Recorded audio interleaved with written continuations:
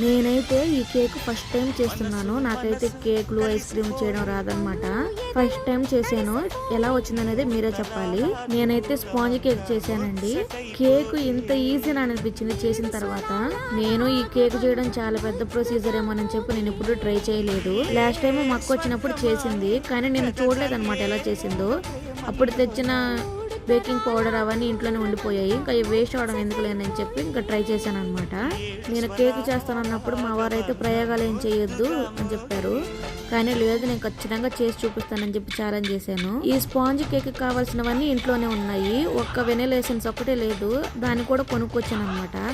కానీ లాస్ట్కి నేను వేయడమే మర్చిపోయాను. ఓవరాల్ గా నేను చేసిన కేక్ అయితే ఎలా వచ్చింది. మా వారైతే షాక్ అయ్యారు అనమాట. పర్లేదే, ఫస్ట్ టైం కూడా ఎంత బాగా చేసావని అన్నారు.